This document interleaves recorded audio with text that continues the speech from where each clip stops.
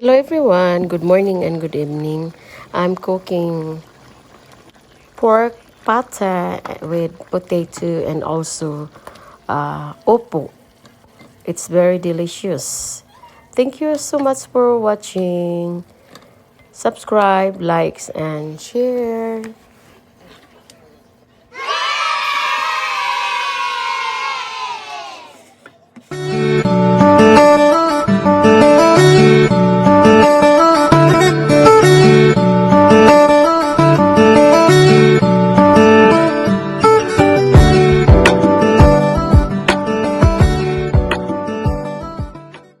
You have to add a little bit of oil and then you have to peel off the skin of the opo or kalubay in language. Now I already finished slice.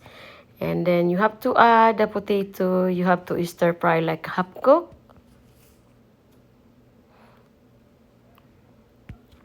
Then after that, you have to put aside in on the clean plate.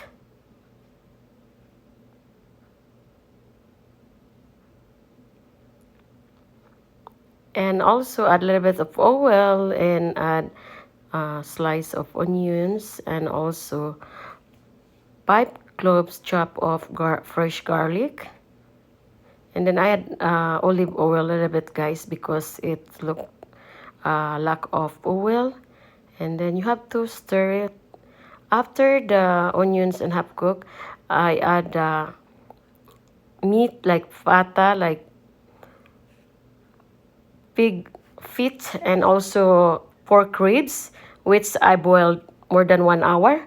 And then you have to simmer it and add tomatoes, one whole of medium tomatoes. And also the potato.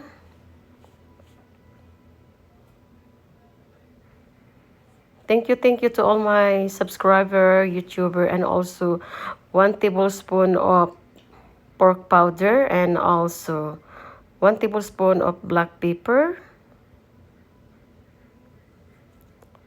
and a little bit of water to simmer it.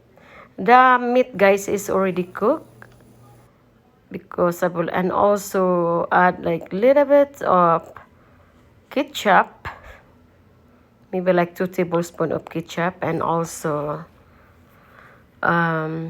the meat I boiled that more than 1 hour to get soft, and little bit of soy sauce or dark soy sauce,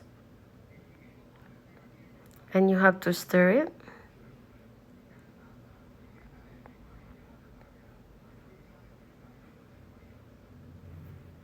Rain. So as you can see, guys, the meat and the potato is look this, and then I add a little bit more of water and add the upo. It's like white squash, long white squash. We call in our language, the Philippines, opo, or another words in Olongo is kalubay. So simmer it until it gets soup, and also the pinto, the powder of Mexican powder, orange powder. I add this 1 packet. So thank you so much, guys, for subscribe, likes, and please leave comment. I really appreciate to always visit my channel. Don't forget to push the notification bell so every time I upload my video, you always updated. And I add like 2 tablespoons of white sugar. If you have brown sugar, you can do that too.